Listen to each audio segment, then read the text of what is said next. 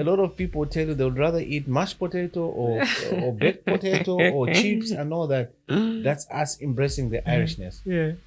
Okay, we have to embrace that for them also to taste our food, and then Food, yeah. their taste buds can change a little bit. Then they also embracing us as well. So it's a give and take. You know, so You have to taste the chill. yeah, exactly. Exactly.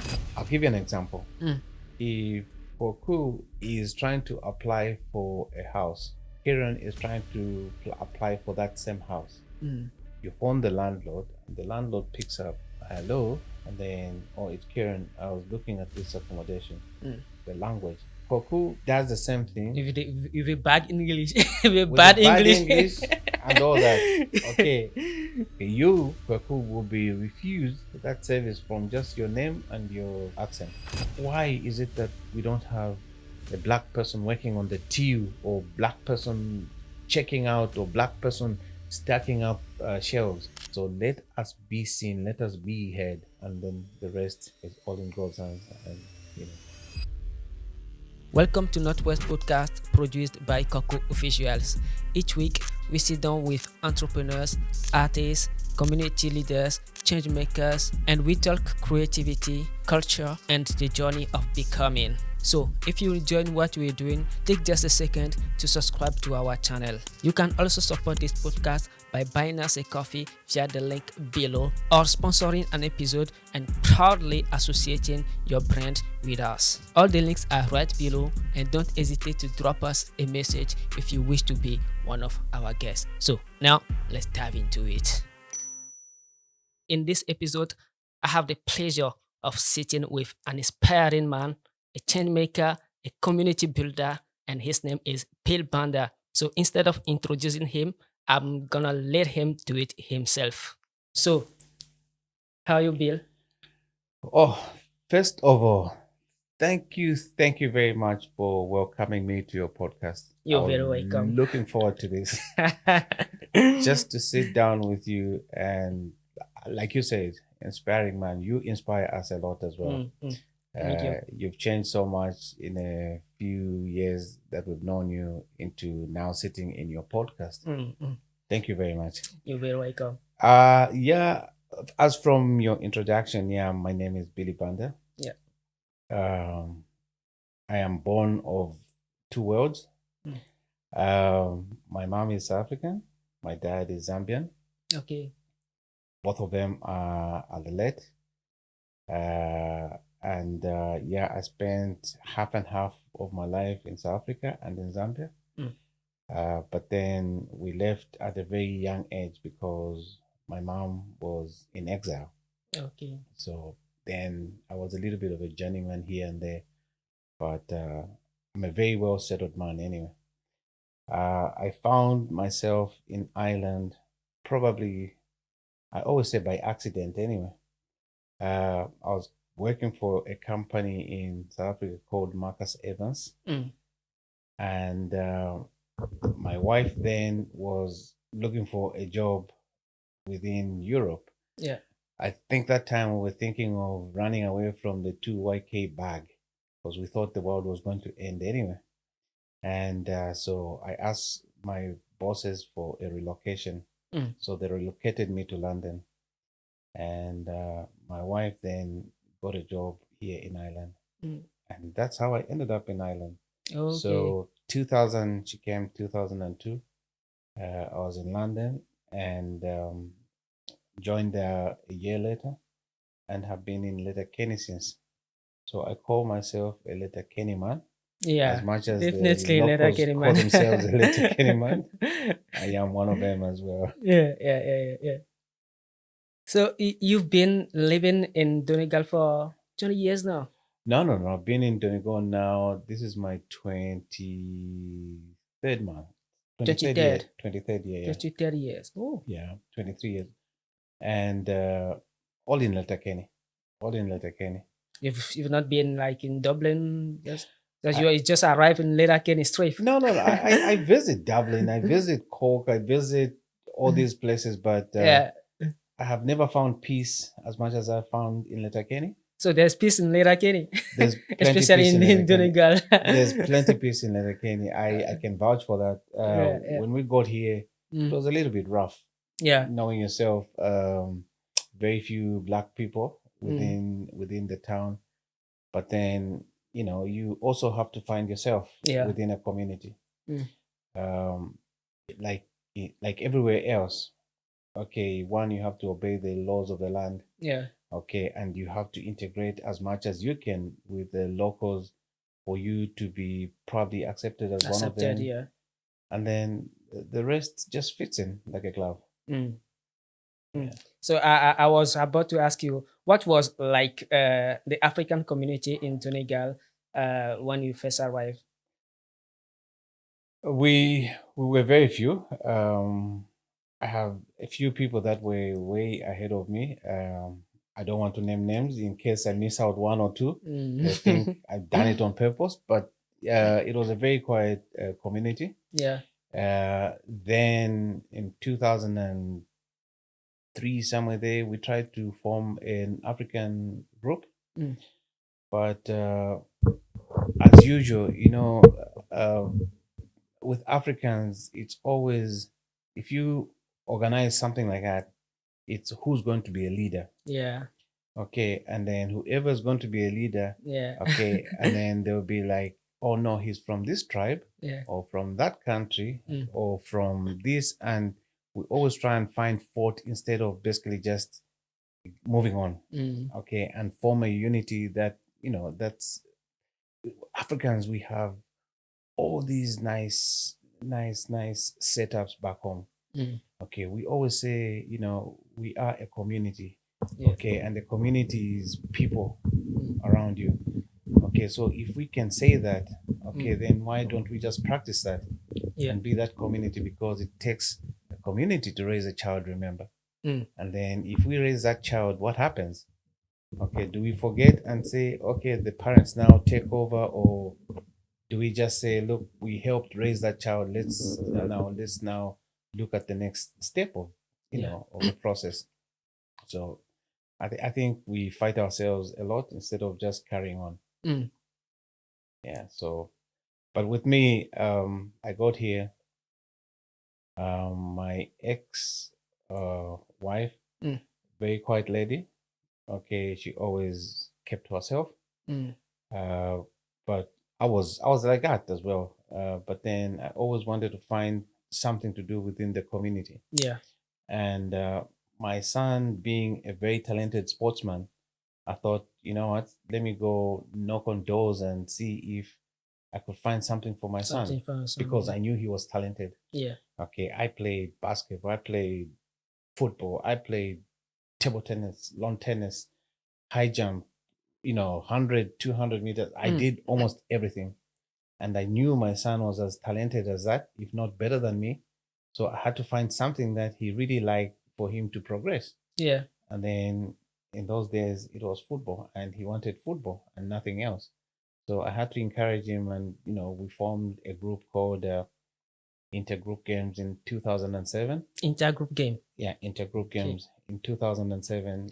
So there was myself and a friend of mine, Ugo.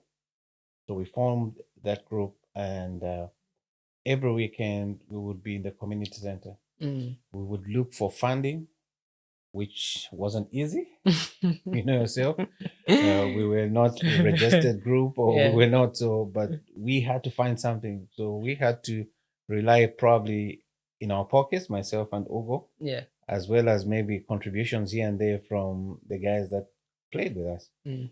So intergroup games grew into something very big. Okay, because every weekend we would start playing football around 2 o'clock. Around 2 o'clock. We'll play from 2 o'clock. Mm. Summer will play from 2 o'clock until maybe 10, 11 o'clock at night Mm. Mm. because it gets dark late. Yeah.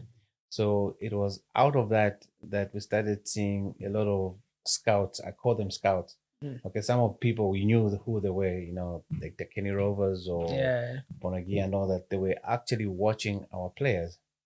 Okay, and they would like, okay, that player is good. That Mm. player is good. Mm. So how can we use them to our own advantage? and which is true anyway, because once most of them went into teams, the rest is history. Yeah. You get me? So we were blessed like that from a very beginning stage. Mm. So we tried to get the girls as well involved in basketball, netball, or anything else. But then our main focal point was because everybody thought Africans wouldn't, speak English. Mm-mm. So out of every session we had some English classes as well. Mm. Okay, where we just set up ourselves through. Have you heard of the Wheels? There's a group called the Wheels anyway. So we went through them and through Miles Sweeney.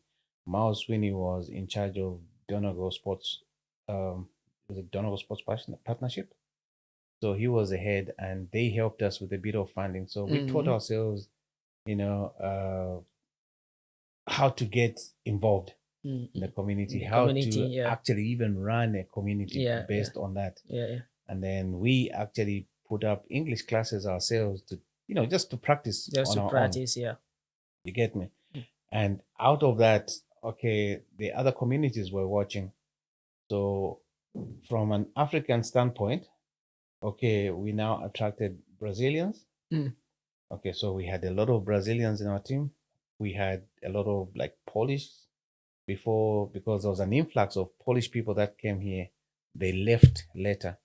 And then we had travelers. Mm. Okay, and no name any other minority ethnic groups. We had them, but the biggest bond was when we partnered with Donegal Travelers Project, because they were the minority that Okay. was refused of anything within the county. Okay, and we were also, somehow refused. Yeah. Okay, so us and them coming together was a partnership that was formed Yeah. out of love, Yeah. and it grew bigger. Yeah. So I'll mention probably one guy that I met that time, Huey Frio. Okay, so I met Huey Frio. They were trying to book the Aura. They were refused. We were trying to book the Aura. We were refused. Uh, somehow I got to know Liam. Mm. So I was going through Liam to book the community center, and then the guys would join us. But then they couldn't refuse them because they were with me. So they had to trust me that I was going to keep the place okay because they are with me. And myself and Huey Frey worked. We actually worked very well together, and the rest, everything started falling into place. Yeah, I want to know what sparked your passion for community work so early in your time. Like I said, my son. Okay, my son is a very talented footballer. Yeah. Okay, I wanted him to be accepted for his talent. Okay. Okay, I wanted him to be accepted for his talent and nothing else. Okay. Okay, if he failed out of his talent, then I would say that's fine. But I had so much belief in my son that that I knew he would probably make a big difference within the community. So that inspired me to work even harder for him. For him. But I didn't know that I was actually doing it for him. Meanwhile, I was doing it for myself. For yourself. And also the rest of black people in and the rest of the black people Yeah, within yeah. within the community. the community. I remember some boys, very talented boys, Ghanaians and all that, very talented, and they would come through me, Uncle Billy. You know what? I want to join that team. I would go and speak to the team and say, listen, I'm giving you a talent that you don't have. Okay, but them coming to me as well was what inspired me to even go further, because if the community can trust me and then I give them a product, Yeah. okay, I think they would trust the product as well. So that was my inspiration into doing what I was doing. And to make matters worse, I felt I became the voice of the community. Okay, and then so there were times where we would probably look at what's happening within the community. So we'll see a lot of injustices. Yeah. Okay, one that comes to mind is when one of our friend Jerry Obi, he used to own an African shop here in town. Okay. Um, he lived in an estate and he had a heart attack and he was home recovering. Out of recovering, I think he was bombarded by a lot of young people. They called it antisocial behavior anyway. And they actually burnt his house, the oil tank side. Okay. And this is somebody who's recovering from a heart attack. Mm. Okay. So he was on anything you can think of just to get better. When they burnt his house, they pointed the finger probably at him, like Mm. it was his fault. And he felt like it was his fault. Okay. And he's just coming back from hospital. Mm. The wife was hopeless and all that. So I said, you know what? Let's do something about this because I think there's a lot of injustices here. Yeah. This guy has lost actually a house. Now he's lost a home. So how do we do this? And nobody was talking about I that. was talking about that. Okay, so I organized a few people. I said, no, we have to do something. So then I became kind of like an activist within the community. So whoever had a problem, they would come to We come me to you. for help. Yeah. Okay, yes, I would help. Okay, but sometimes I think as people, we think if you say, okay, help me with this, I'll go, and then magically everything will happen instantly. Some things take Time. time. Yeah, take time. So yeah, so I became a community activist, and out of that, somebody suggested, you know what, you have a bit of a following Mm. within the community. Why don't you stand for local elections? So I said, oh, okay, it's a good idea. Okay, so I had the backing of the African community, Mm. and then I had the backing of a lot of my white Irish friends. Yeah. So I thought, why not? So I went and stood for local elections. I'm afraid to say it wasn't the result I wanted. Yeah. Yeah. Um, Disaster in some form. Um, but I put myself Yeah. out Yeah. I there. think it's a good try. Yeah. Yeah, I put myself out there, and whoever stood alongside me or against me and all that actually knew of me. Mm. Okay, and then I was actually later asked by a big um, party to join them. Mm. Okay, and at that minute, I actually saw myself being an activist and not a politician because Yeah. Yeah. Yeah. I was thinking to myself, the values that people before Prophet gave me were very good. Okay, because every incentives that I was going to get, that was for the people. Okay, so if I have my travel between here and Dublin, that could be me. But any other incentives was for me to take back to my community and try and see how we can empower each other. Okay, and sometimes we use words like empower, Mm. very lightly. Okay, and so one other big political party called me to stand with them, but I thought it's a good thing. I was chuffed that they were asking me. Yeah. Uh, but I thought to myself, you know what? I'm not a politician. Uh, like everybody else, my hands are dirty, but not as dirty as I wanted my hands to be. Mm. Um, I probably have been against some of the small decisions that we make as people to benefit ourselves instead of the people. Yeah. Yeah. And I just declined because I saw myself as an activist more than a More politician. than a politician. Yeah. Nothing wrong with politicians, to be quite Mm. honest. Nothing wrong with politicians, but I thought I was just a voice for the people. And if I had gone into that, I think I was going to lose the African voice as well. Mm. Probably even the traveler voice, because we Yeah. are in the minority, not just travelers, but even when you just look at the Arab nation, the Arab nation, which is African for me, Mm. uh, I would lose that. I would lose a lot of minority ethnic groups Yeah. voices. Yeah. So I had to think better Better. about, my next steps, and Yeah. so that's why I stayed. Uh, Yeah, that's why I stayed, and that's why maybe let me brush on this. 2000 and that was 2008, somewhere there.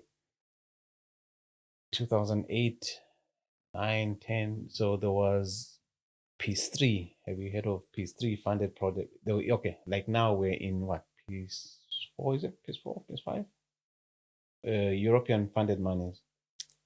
I So think it's peaceful. Yeah. under Peace 3, we had the intercultural platform where Donegal Travelers Project is.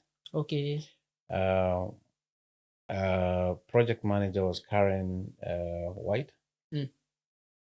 So there was a lot of um, events that they were actually helping within the community, but all of them were uh, single entity events. Okay, where people from Nigeria would come and say, "Oh, we're celebrating Nigeria Independence Day," and then they probably give him a few thousand to Mm-hmm. celebrate Nigeria Independence Day. Okay, good thing. Okay, Ghana would come in. Good thing. Good thing. Yeah. All those are good things, but they were not actually really helping with our integrating Mm. amongst within the bigger community, because you get there, there's 200 people. Out of 200 people, there's 150, let's say 150, 180 Nigerians, and then 20 will be from outside. Mm-mm. It wasn't fostering the integration we needed.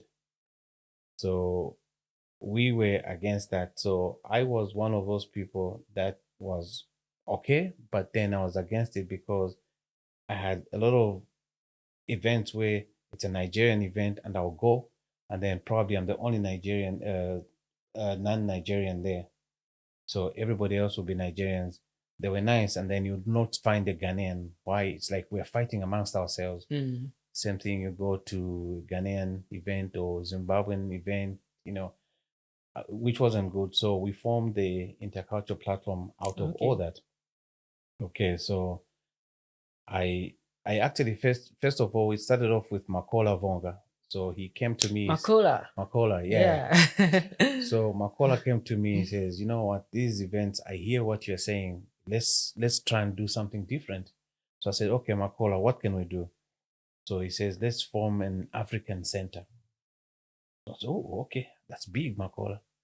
So we went and pitched the idea, and then because it was under the county council, Mm. the peace project were under county council, they wouldn't fund an organization like that, an Mm. African center. Okay, there's Arabs, so made a lot of sense.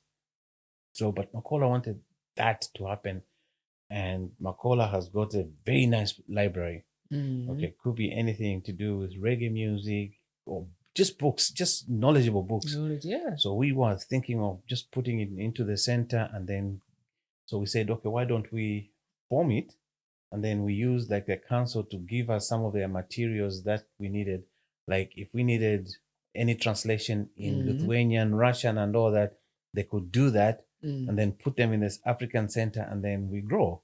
Mm. So I said, okay, fine, but where do we find this? So Makola by then also was also married to this lady who is related to Alfie Green. Okay. So you know where what's it called? Letterkenny doctors are. Later Kenny Magics. Letterkenny medics. Okay. So that used to be Alfie Green's building. So we spoke to him, and he was actually willing to give us a room in there. And so we thought that was going to be our African center, but things didn't work out. Mm. So out of that, we thought, okay, we have failed. What are we going to do?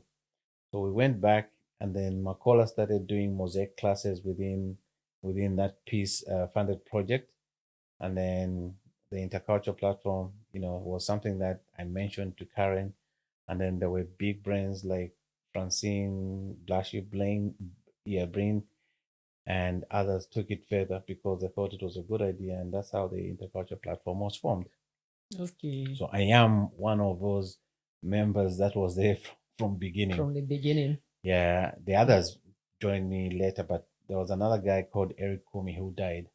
He used to be a taxi driver, so he was one of those guys. So it was Mm. myself and him, and then another guy. Oh, and then John Mukiri came in as well. So we tried to form that, and it was formed. Started very well. Mm. Okay, we had our fun. 2012, the group started dying because the peace project was closing up. Okay. So they had now what they call after so they give you like a 4 years to run peace project. And then after peace projects, so there's surplus funds all the time. So they Mm. call it Peace Plus. Like right now, there's a lot of Peace Peace Plus. Plus. Intercultural Okay. platform has Yeah. got Yeah. one of the Yeah. yeah. So the Peace Plus. So we were running on those funds. And then, to be quite honest, the revelation came because at that time we were dying. Actually, the intercultural platform was existing, but non existent somehow. Mm. And we couldn't get any funding. We couldn't be seen to be doing anything because the council was saying, you are part of the council, so you can't be against us. So we were just being told what to say or what to do by the council. And we didn't like that. So if we see any injustices within the council, we're like, no, you can't do that just because we are council, funded. So we were fighting with that. So a lot of funding was drying up with us, and there was actually no funding anyway. Mm. The revelation, for me, the revelation came in when Paul Kernan Mm. joined the group. Yeah. So Paul joined the group around 2012, somewhere there, and then the group started picking up. And Okay. it is where it is because Paul really pulled strings. Siobhan McLaughlin pulled strings as well, Mm.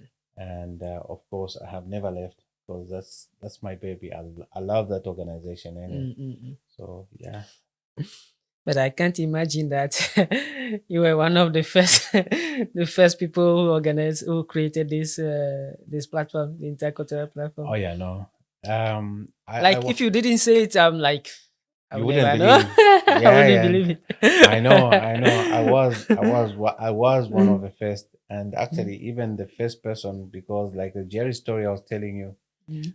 when I went back to Francine and then was Francine is amazing woman, very community work oriented work as well. So I said, no, this shouldn't be happening, and we sat down. There was other players in there anyway. I can't just give Francine, but Francine is one person that comes to mind. And we drafted a letter to the county council, Mm. okay, supporting Jerry. So, and then of course, there were people that had other projects within that, one of them, I think Mm. she's one of the big people in the county council right now, Anne Conlin. Yeah, is it Anna Marie Conlin? Yeah, because there was Catherine Ann, there was Sarah Lapsey, Anna Marie Mm. Conlin. I think she's in the council. So all those played a big part. So we drafted a strong letter to the Yes. county council, Yeah. and these people looked at us, and then they said, you know what, you have a point here, but let's not be too loud and all that. But we were not being loud. All we Mm. wanted was okay. His house is bent. Everything in his house is like charred. He Mm. can't be there breathing that same air because of his health. So what do we do? How do we get him out of where he is? Can Mm. we find him an alternative accommodation? So all that, but they helped in the background. Mm. You get me? They helped in the background, but it's one of those things that you think if you didn't do that, Yeah. that person wouldn't.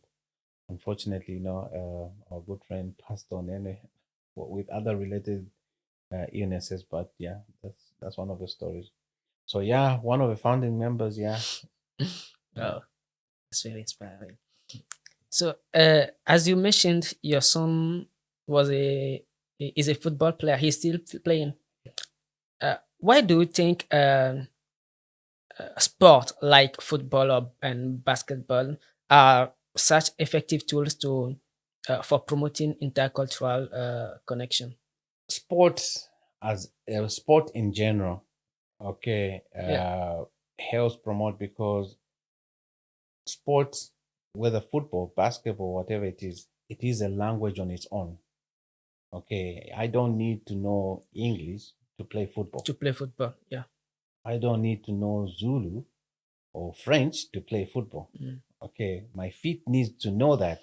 Mm. Okay, and my son, I'll tell you this. I hope I know he won't be embarrassed. He loves a good story himself. So as good as he was, okay, he wanted to prove himself against me all the time. Yeah.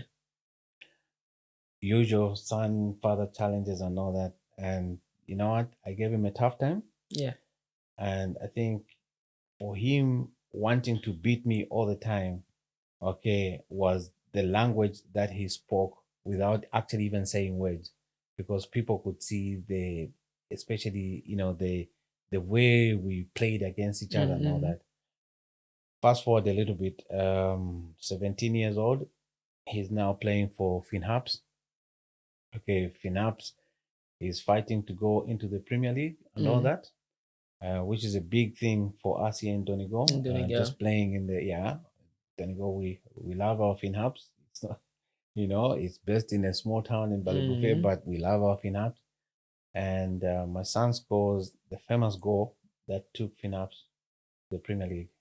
Okay. Okay, and the following day, okay, he's supposed to be in class and be a normal student again. Yeah. So you can imagine where it took him from, even if he was famous, because in school, he actually played more hockey in school than he played football. Football. Okay. At one stage, he wanted to play Gaelic, but because Royan Pryor is on the other side, I think they don't play a lot of Gaelic. They play hockey and other. Hockey. Yeah. So he was playing hockey, like serious hockey. Okay. Queen's University actually even invited him on a scholarship, Mm. but look, he couldn't at that stage. And then he scores this famous goal, and then the whole county erupts. Okay. And you can imagine what people felt about a black person at that minute. Mm. Okay. That basically just integrated most of the black people, because everybody believed that the next black person that's on that football pitch would probably be a hero again Mm. and rescue us. So my son took that, okay, innocently, okay, onto a bigger stage, Yeah. and then he spoke actually for a lot of Africans on that day, just scoring one goal. Okay, integration was even bigger because everybody now started accepting getting a black person within their team, Yeah. and it's as simple as that. And it's a very simple tool for me. It's a very simple tool, but it speaks volumes, and that's Mm. what sport can do for you. Mm. So let's focus on African community Donegal. Yeah. What was the purpose behind launching this specific platform? So if you noticed, Donegal, okay, they Mm. say Donegal on a national scale. Mm. Donegal was one place where they had sent a lot of refugees. Okay, so Donegal. So in Letterkenny, there could be probably maybe 10 houses Mm. just where refugees are sent. And every time we were running an African shop by then anyway, every time people came, they needed to be signposted somewhere. They were looking for something. Mm. They were looking for something. They were looking for the hospital, the GPs, the Tesco. They were actually looking for, a place to go to, or Mm. Mm. just to find something to do. Something to do. And so we started actually, probing. Okay, Mm. why are they in the county? So most of them told me why they were in the county. At the same time, I was a community links worker within a big project, Mm. and I saw some of them who I actually worked with. that were posted in Port Salon, posted in Milford. So all these people coming and not knowing what to do What to do? was what made me actually think, okay, how many of them are Africans? Okay, and how many of them would want this type of service? So we discovered that there were actually more Africans than anything else. Mm. We used to have a lot of Nigerian, Ghanaians, you know, then, and then most of them left. They went to London or just Belfast, yeah, for greener pastures. So some of us that stayed because we are part of the furniture here. Mm-mm. And so we decided, okay, few think tanks thought, hey, listen, the African community has grown. Why don't we actually bring everybody under one umbrella? Mm. Okay, so the intercultural platform as well was actually kind of overwhelmed because they couldn't help everybody. Everybody. They tried to help with basically making sure that whoever came under IPAS, okay, had their medical card. Okay. And that was more than enough because the medical card was more important than anything else. Anything else? Yeah. And then the rest, accommodation comes later when you get your papers and all that. Mm. So that's how we actually started basically just collecting numbers of people Mm. and formed the African community in Donegal. So which is not in competition with anybody else. It's just a forum where Africans can just say, okay, does anybody know where we can get a goosey? Mm. Because we want to cook African food. amala. Yeah. You know what I mean. So me mentioning those foods, okay, but Mm. then my fellow Irish person wouldn't know what that meant. Yeah. So Yeah. it was just about that. Mm. Okay, where can I get African food? Where can I get things that actually remind me of back home, and my thinking, my thoughts actually forgotten for 1 minute. Yeah. And that was the reason why the African community Donegal was formed. And for a good reason as well. And look, at the end of the day, it has grown to what it is. Mm. Okay, the intercultural platform is still feeding on those people. There's a lot of projects and programs that the intercultural platform offers. Mm. Okay, whoever is in a position, you know, to attend, please. That's why they are there. They are a hub that looks after the minority ethnic Mm. anyway, Mm. and they have a bit of funding so they can help here and there. But with the African community Donegal, it was all about Africans trying to African. Yeah. find themselves within that group. Mm. I was talking to somebody. You see, because sometimes when you talk about, oh, he's from Nigeria, you think all Nigerians are the same. Okay, and then this person was like, yeah, but I want somebody from Benin. Okay, so me, I was like, okay, what's the difference? You Mm. get me? So even within Nigeria, there's regions where you find yourselves. South Africa will be the same. Mm. Okay, a lot of them would speak maybe Xhosa or Zulu and all that. They want to find somebody that speaks that language with them. Mm. Okay, and that's how you find yourself. Okay, and that's how you kind of find a home as well within a home. Mm.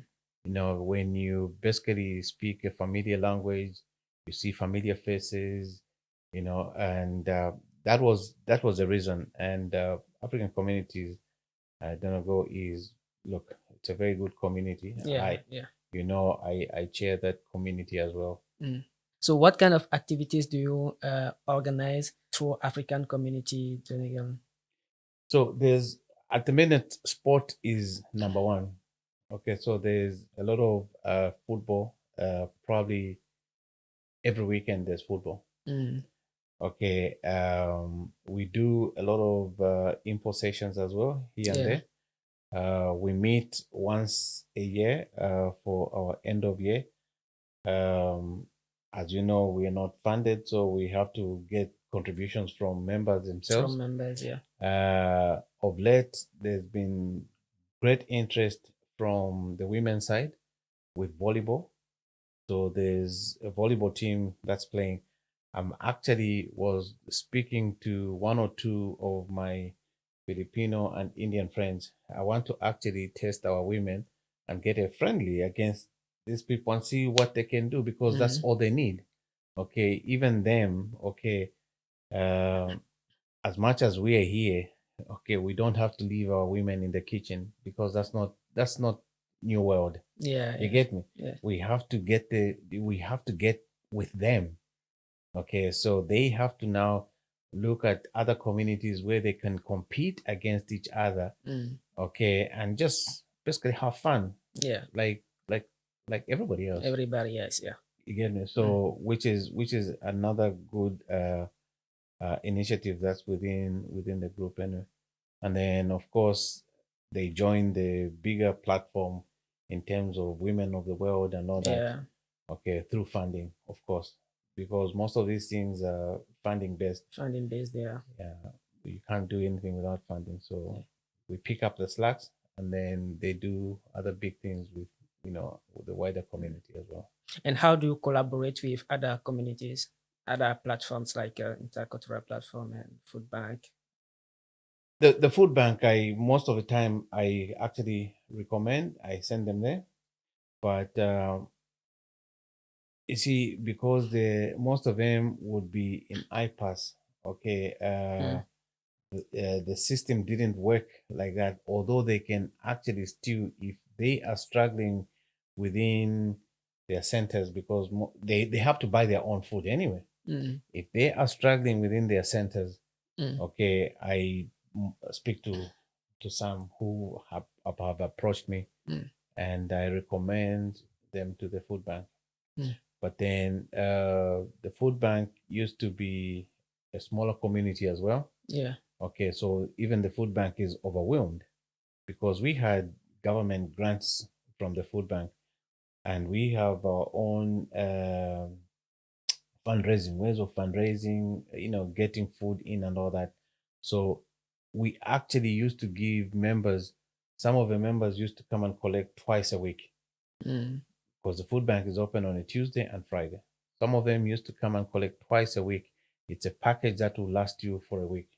Yeah. Okay, and then it used to be once every week. Okay. So there were people that would come on a Tuesday, and there were people that would come on a Friday.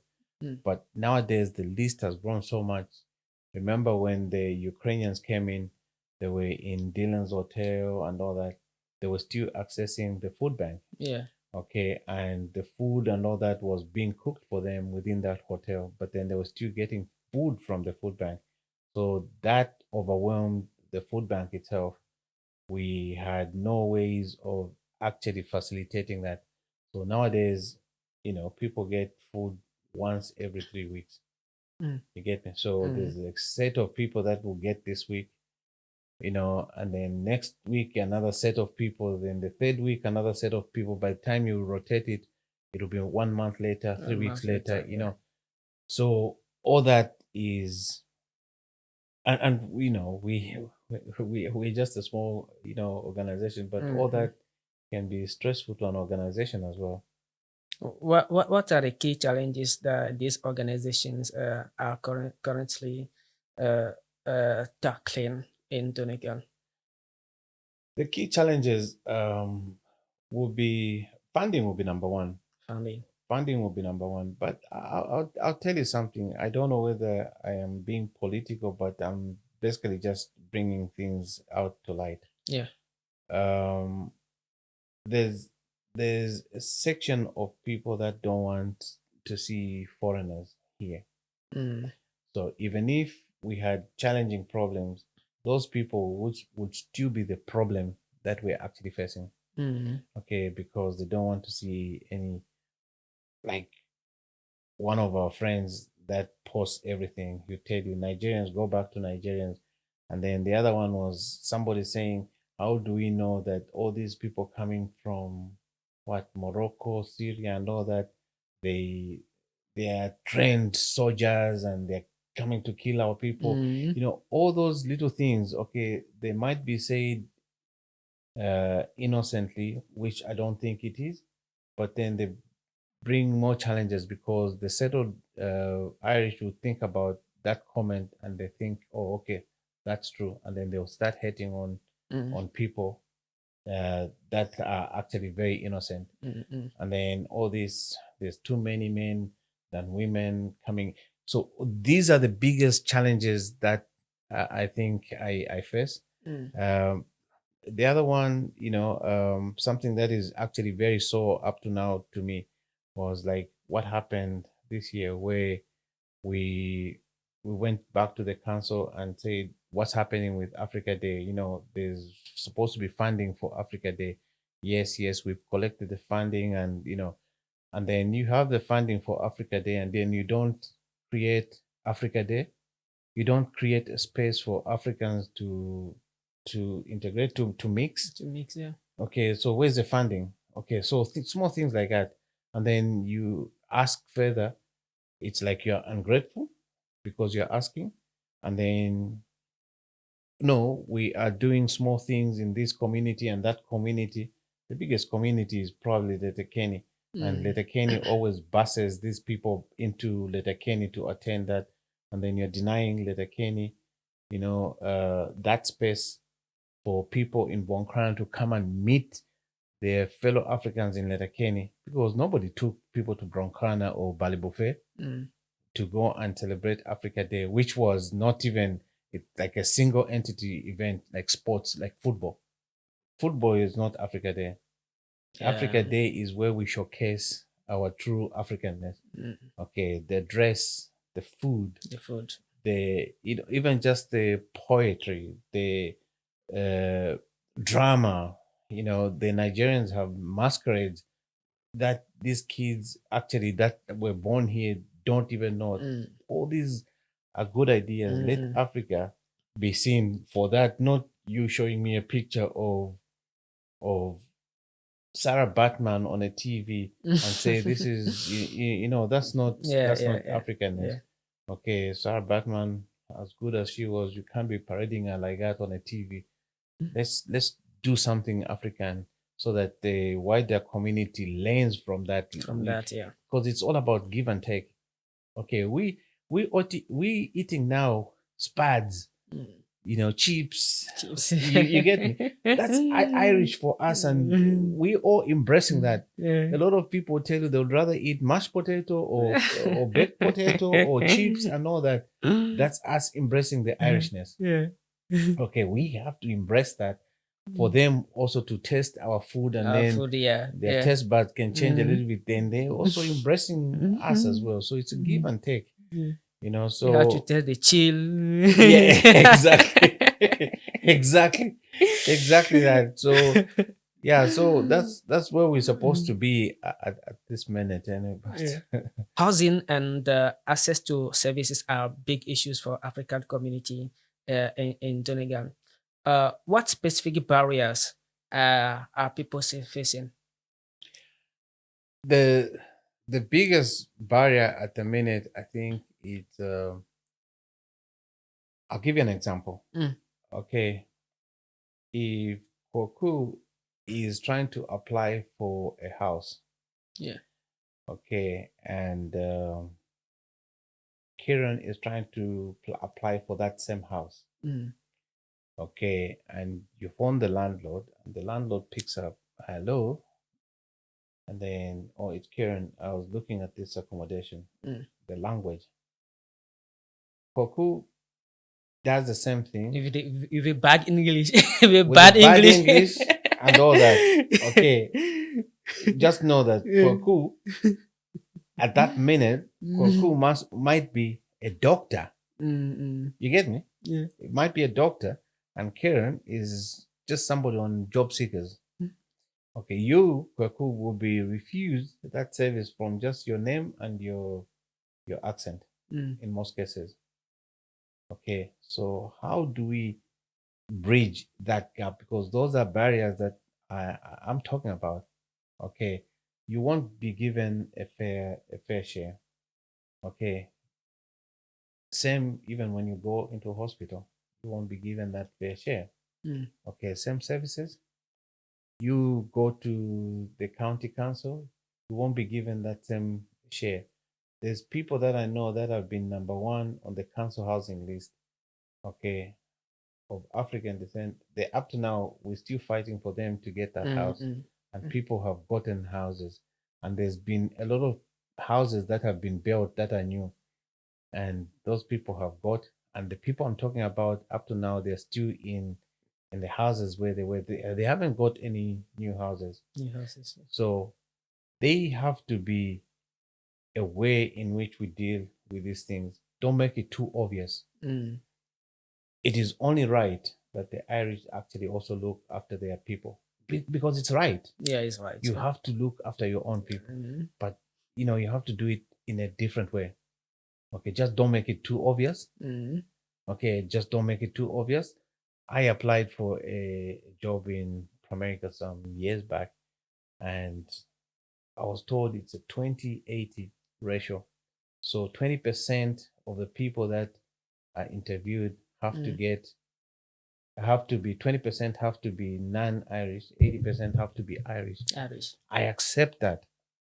But if that same person that you have employed out of the 80% gets that job, works for 4 months, and resigns because the money is not good or because he was better off on job seekers allowance and all that, where is the balance? Mm-mm.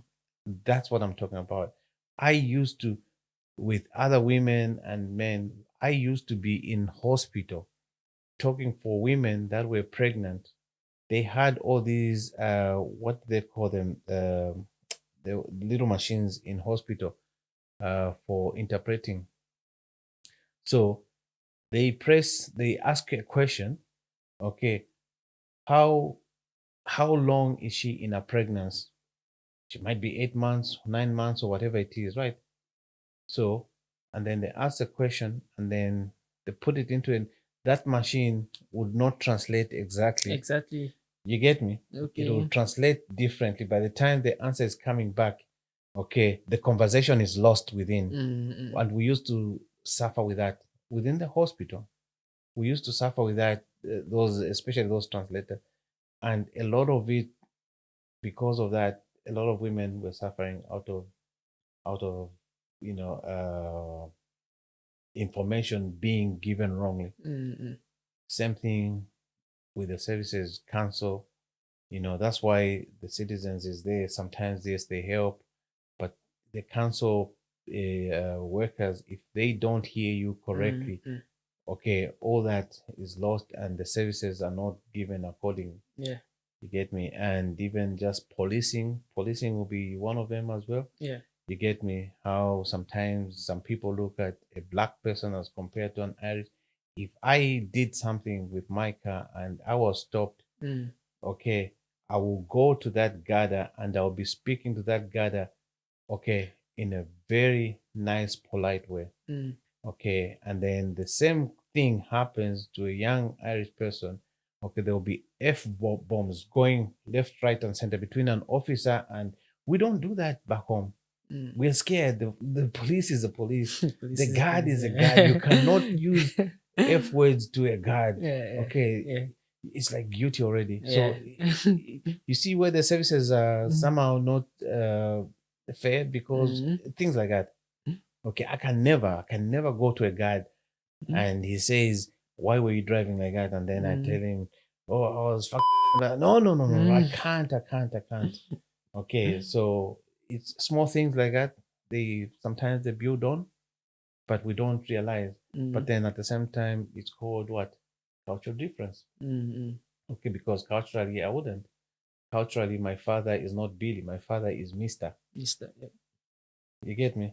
But Mm. here, Mm. your father can be Billy. Can be Billy. Yeah. So cultural difference, you have to adapt to the law of the land. Mm. But certain things, when they are happening in the open, you don't do it the same way. Mm. You do it differently Mm. because what I am seeing and what they are seeing are they can see two different Two things, and then different how do things. you deal Yeah. with the Yeah. same thing, Mm. differently? So And in your view, what small yet impactful steps could improve your how services engage with migrant communities? the simplest way of going about it, to be quite honest, would be employing everybody on probably on merit basis. Mm. Okay, if I go into county council, Mm. okay, I'm at behind. I am in front of a desk, and I see somebody behind the desk of my own black person. Okay, my mood even changes. If I go to the gather station, I see a black person, my mood changes. Your mood change. Okay. Mm. If I go to the county library, I see somebody of my social welfare. Just so so the way the employment system should work is Mm. when you have to have at least people from other minority Mm. backgrounds within the services. Okay, even if you don't see them, but within the services, knowing that there's Billy working in that, most people feel a little bit Mm. comfortable about approaching the services because at least one of us is there. We 2010, was it 2010, we lobbied in this county, okay, Mm. through the intercultural platform. When we started, when we opened, we would walk from Tesco to all done stores and looked in the shops, okay, and we could not see any black faces. Mm. Sometimes not even a Polish or Brazilian in those shops. Traveler, we couldn't. And we wrote a lot of reports about that, especially to business companies. Mm. How the leader were two of them, Tesco was another, because these are big companies. Companies. Okay, why is it that we don't have a black person working on the till, or black person checking out, or black person stacking up shelves? Okay, small things like that, small Mm. details, okay, impact people. Yeah. Okay, they polish and all that, they couldn't see that, all that. Nowadays, those things are there. Mm. Okay, it's an improvement. It's an improvement. Yeah. It is an improvement, and that's what we want to see. Mm. We are not fighting for equality where there's no equality. Mm. Okay, we just want to see an improvement where I go into Tesco, I see black faces working there. That's fine. Okay, I don't need any of that. Just probably travelers, because I don't see travelers, and most travelers, especially by the time they work into a place, okay, they actually even change their surnames, they change everything to Mm. fit in. Why should he be like that? Why can't a traveler just be a traveler Yeah. and work in a shop And because he's a working in traveler? shop. Yeah. Yeah. Why can't a traveler just be a PhD or a doctor, somebody, Mm. okay, without a label of being a traveler? Why should so services should change like that. If a traveler is intelligent enough to be in that position, so be it. Give it to them.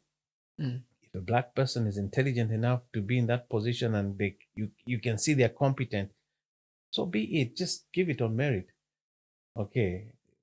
The rest is Yeah. is Yeah. easy. Yeah. So now we're gonna talk about youth and identity. Uh, what are some of the unique challenges faced by Black youth growing up in Donegal today? Acceptance.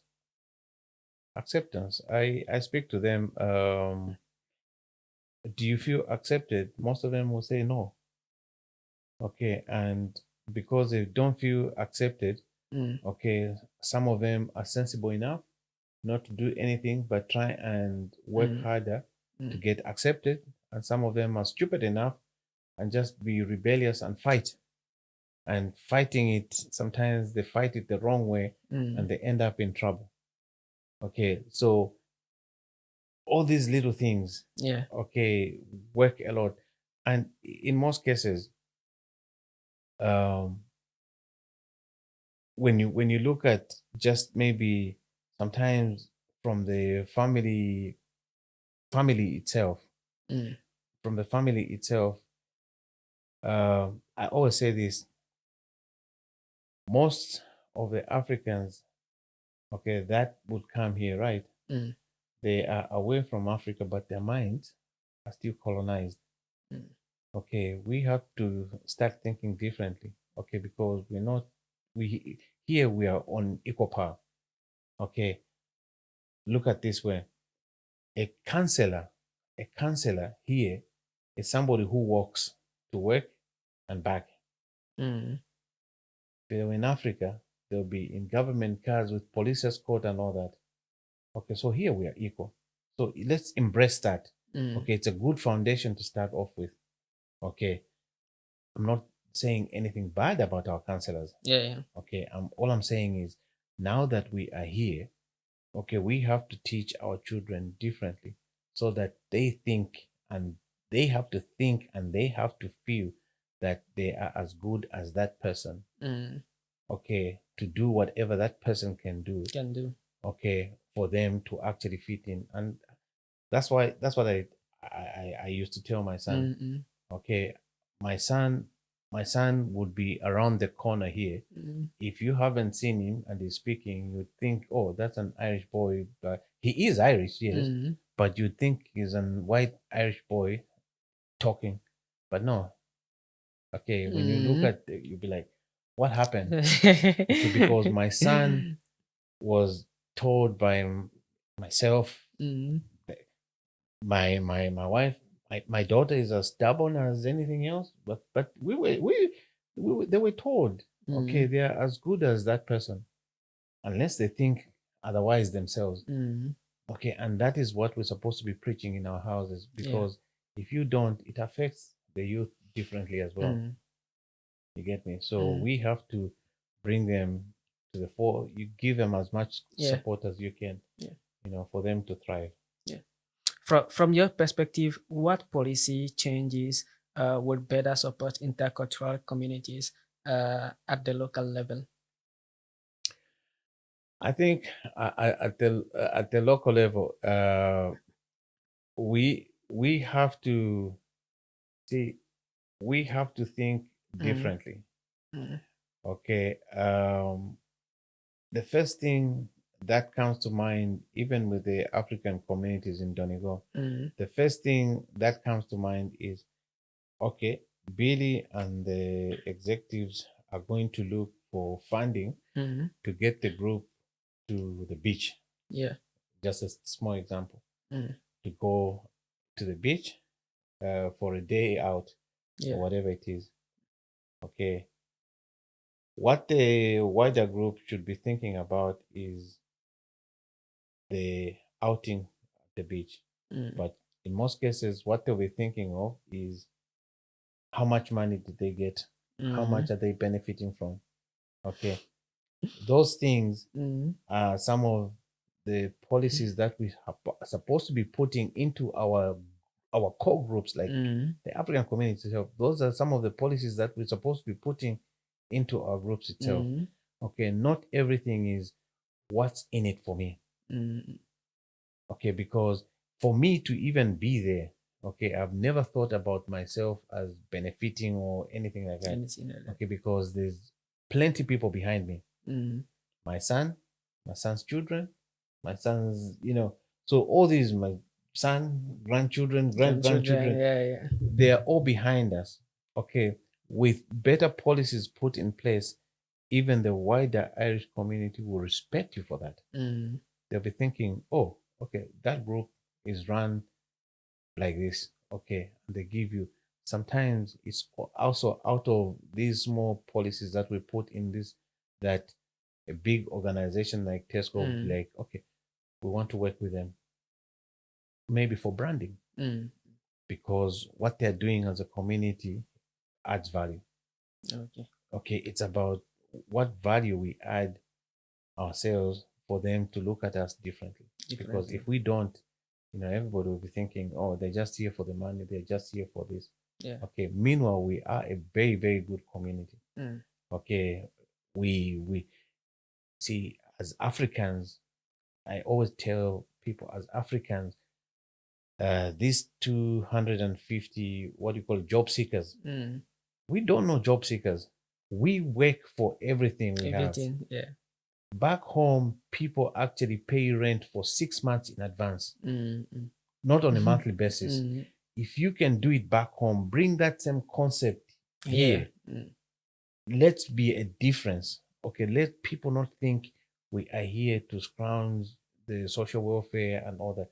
Let people think because that's only true. Yeah.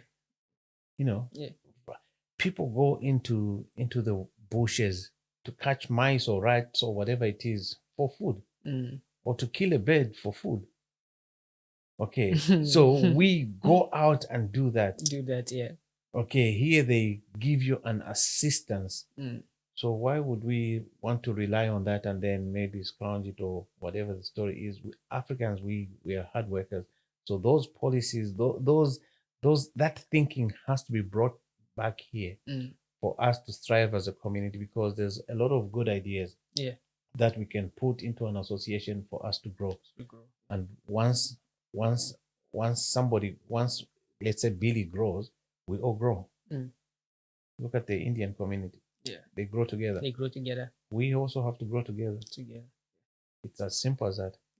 So, how can people from migrant backgrounds become more involved in local decision making and leadership? Simple as joining uh, these organizations. Um, the easiest one is the PPN, so the Public Participation Network, right? Mm. Is one where they basically it's under the county council leadership.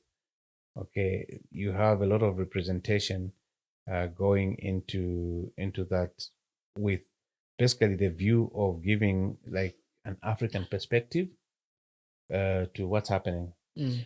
Um, being part of the African community Donegal, okay, we can always second somebody to any of these organizations, even just basically being part of the Donegal intercultural platform. Mm. Okay, people should learn to contribute and be part of the board of members, okay, in organizations like that, Yeah. because those are basically decision making groups. Yeah. Yeah. I know of late I was asked to go back onto the policing, the policing unit. Mm. So the policing unit also is not like the police. Basically, you basically just sit on a board where you talk about what's happening within the locality. Mm. So one of the biggest things that we spoke about last time I was there was the poster roundabout, how it poses, delays in Yeah. traffic Yeah. and all that. So we basically discuss, around that, what suggestions can we give? And then most of those suggestions would go actually back to the councillors themselves. And then because councillors make most of these decisions on, what's the way forward and all that. Yeah. And that's how the traffic lights came about and the way they were put. But it hasn't stopped traffic up to now, Mm. because from Ramelton Road, the traffic sometimes becomes unbecoming. Even just Port Road now, there's you know the college there, but then of late, this is one thing I want to talk about. I hear they want to bring in a new McDonald's. Did you hear that? No. No. So they want to bring in a new McDonald's at the new Lido. The new Lido shop, Yeah. the big one. The big one. Across the road, there's a house which is upstairs and all that. So there's a business park there. Mm. So that's where they want to put McDonald's. So you can imagine from there the queues that will be there with the queues that are already there. So things like that, okay, and people within the localities talk about that. And most of us Africans, we see those things. Mm. But then if you don't, we have a voice, but if we don't go onto these forums and use our voice, how do they respect our view? Okay, because all we want to do is maybe just sit in the house, Yeah. okay, and not be part of those decision making processes. So it is very important that, like I know Donegal Travelers Project, we're looking for board members. DODC recently, we were looking for board members. Mm. You get me? That policing unit, PPNs, they're looking. So once you join those, okay, your contribution will be immense because you'll be speaking for a lot of people that don't have a voice. Okay, I speak for Africans, but then sometimes it's not enough. Yeah. Because it's like I'm the only one speaking for Africans. For Africans. Okay, we need more. We need more of Dr. Dineos and all that because that's what she's doing at the minute. Shout out to Dr. Dineo. You get me? I would salute that woman any day because that's what she's doing. Okay, be a nonsense, but your voice is being heard no matter what. Even with a little voice, it's being heard, and then people action on that. So that's what we need. Yeah. So looking back over 20 years of community work, what are you most proud of? To be quite honest, the intercultural platform would be my pride and joy. Okay, because of where it was and where it has gone. The African voice, whether we like it or not, has been heard within the county.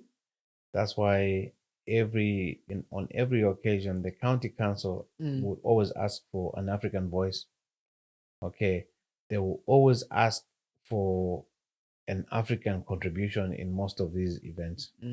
Okay, I'm proud that a lot of Africans have actually risen and they're actually being seen and they're doing something. And that's what we needed. We need people to be seen and say something.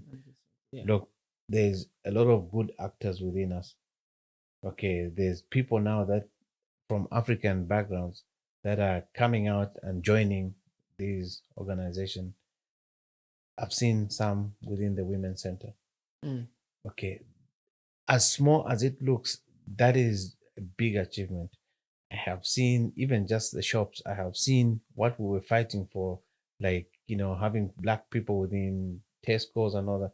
That is there. You see them. Sometimes you even actually get irritated that maybe there's too many of us. Yeah. You get me? But it is an achievement. It's not an irritation. It's it's a sense of pride. Okay. It's the voice of the minorities is being heard, and it's being heard every day. Okay, we should be proud of that. Okay, I know the Irish are expecting more from us, which is true, and we should do probably more. Okay, but at least we are there. Okay, in 20 years, that can never surpass anything. Okay, we used to be in a county where greeting somebody was just a shake of a head. Okay, it still happens even now to somebody actually stopping you and, hey, Billy, how are you? And you get me? I get you. To where we are. Look, 20 years is not a long time, but it is still a great achievement. It's good to see that. Yeah. So finally, if you could leave one message for anyone listening now, what would it be? I'll repeat this. Let's make ourselves a nuisance as minority ethnics. Maybe I speak for Africans, but let's make ourselves a nuisance. There's been a lot of good achievements, received and done by Africans. Again, I'll reiterate and say my sister, Dr. Dineo, has made a huge impact. Okay, in whatever she's doing, she is with a platform. She's being heard there, and she's actually doing Miss and Mrs. Africa Island. Yeah. Okay, that is huge. There's another lady, Tracy, who's basically written a book about children within HSC. That is what we need. Those are things that we should be doing because it is not, that is not Tracy's victory, and that is not Dr. Dineo's victory. It is our victory. Yeah. Okay, and people don't look at it that way. Okay, but it is our victory because we are making ourselves heard. Okay, in a society probably that says we are not here for this, but we're here to scrounge and all that. So let us be seen, let us be heard.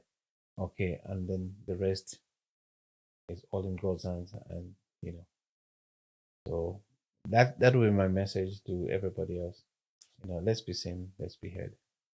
Thank you very much, Mr. Bill. Thank you very much, Coco. And look, I really appreciate your podcast, and I hope it goes to many homes. Yeah. Continue doing the good work yourself with what you started. You started off very small. We didn't know that you had these big brains. But look, it's good to have something like this where people can share their views and maybe even ideas on what's exactly next. So thank you very much for having me. Yeah, thank you very much. I really appreciate it. Thank you.